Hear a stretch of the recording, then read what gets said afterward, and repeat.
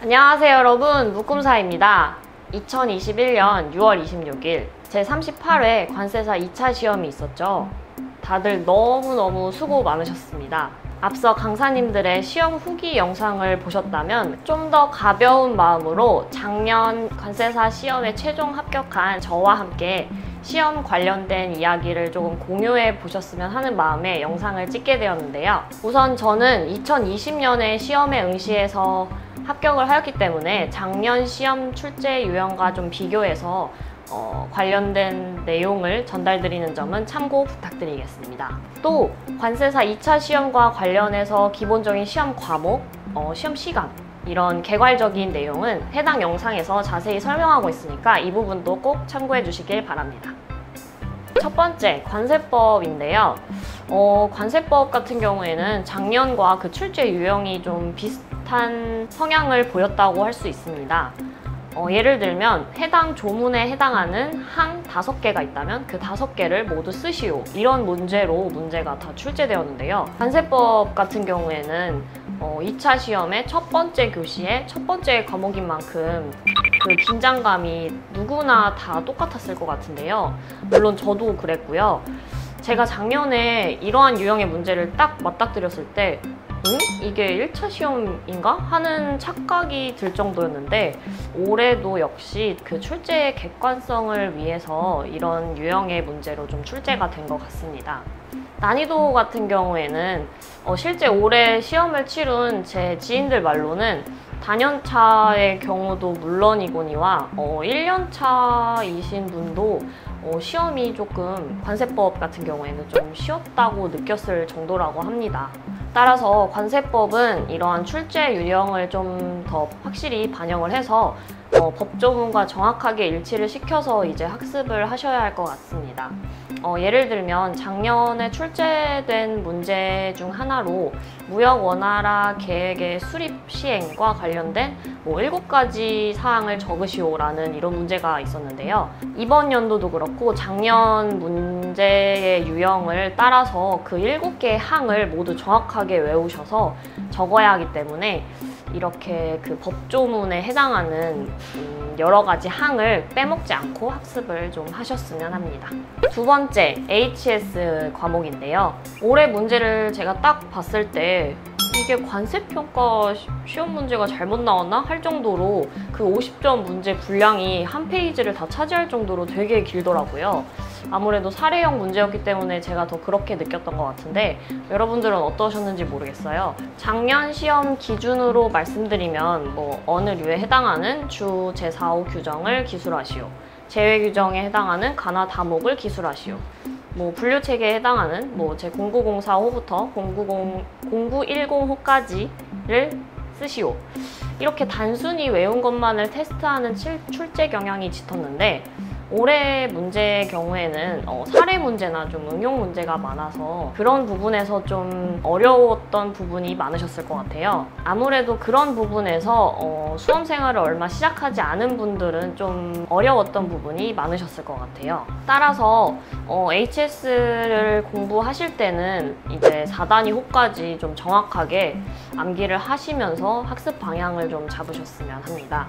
추가로 사례 문제 같은 경우에는 그의 이슈가 되는 부분에서 좀 출제가 되는 경향이 있기 때문에 뉴스나 또는 관세법령 정보 포털 사이트에서 간혹가다 머리를 식힐 겸 어떤 부분이 최근 업데이트가 되었나 이런 부분을 좀 체크하시면 좋을 것 같습니다. 세 번째, 관세평가 과목입니다.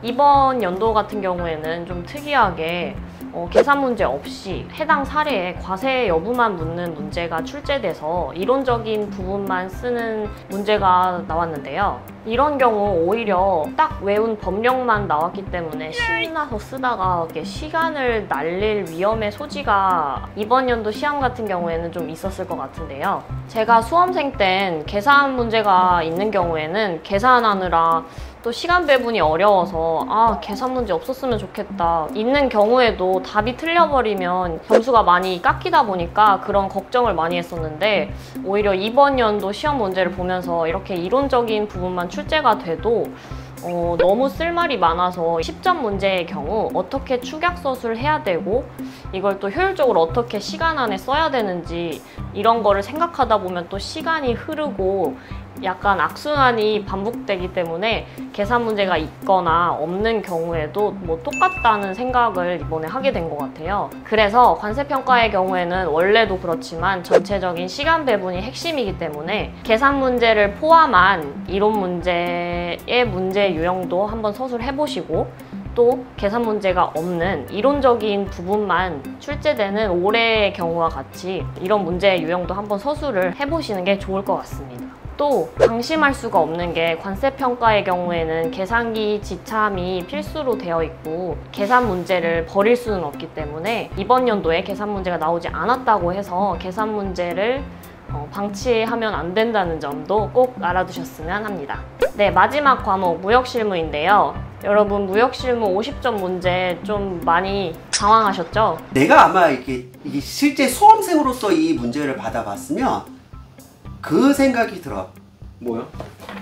이 부모의 원수한테도 있다고 문제는 주면 안 돼. 몬트리올? 항공운송에 대해서 몬트리올 50점짜리 냈구나. 재정 목적? 뭐 존재 이거는 이유도 우리가 모르는데 그런 게 아니야. 저도 뭐 그랬는데요. 실제 그 시험을 치른 그 지인들 말로도 50점 문제를 빼고는 나머지 문제는 평이한 수준의 난이도였다고 합니다. 50점 문제에서 양가로 1번의 그 10점 문제, 각 장의 제목을 기술하라는 그 문제. 이제 무역실무 협약도 관세법처럼 그 장의 제목을 다 외워서 학습을 해야 하는 걸까요? 좀 많은 분들이 당황하시고 학습 방향을 어떻게 잡아야 할지 좀 많이 고민이 되셨을 것 같아요. 이 50점 문제와 더불어서 저 개인적으로 조금 이거를 다 쓸 수 있을까 했던 문제가 있었는데요. 그 5개 기관에 해당하는 부담금 납부 의무장, 외국환 거래법 문제였는데요. 제가 수험생 입장이 돼서 그 5개를 모두 쓸 수 있는지 한번 써봤는데 그 중에 2개만 맞았더라고요. 이런 문제와 같이 뭐 다 쓸 수 있는 분도 계시겠죠. 근데 우리는 그 흔히들 말하잖아요. 그 사람들의 세상이라고, 그 사세. 우리는 그런 사람들이 아니기 때문에 너무 걱정하지 않으셔도 될 것 같습니다. 따라서 이제 무역실무 같은 경우에 공부를 하실 때 그 기타 협약에 해당하는 올해 출제된 운송협약에 해당하는 몬트리올 협약도 좀 더 구체적으로 학습을 하셔야 할 것 같습니다.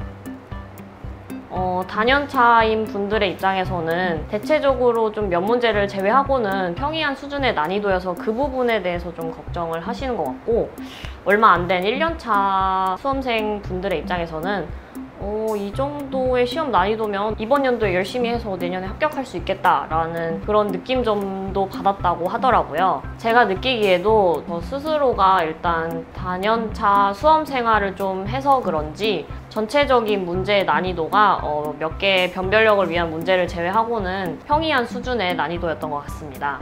그래서 단연차 수험생인 분들에게는 좀 불리하진 않았나 하는 그런 걱정이 많이 들더라고요. 그래도 지금 이 시기에는 열심히 시험장에서 이미 하얗게 불태우고 오셨으니까 충분히 쉬셨으면 합니다. 다시 한 번 더 시험에 응시한 모든 수험생분들 정말 고생 많으셨고요. 이상 영상 시청해주셔서 감사합니다. 끝!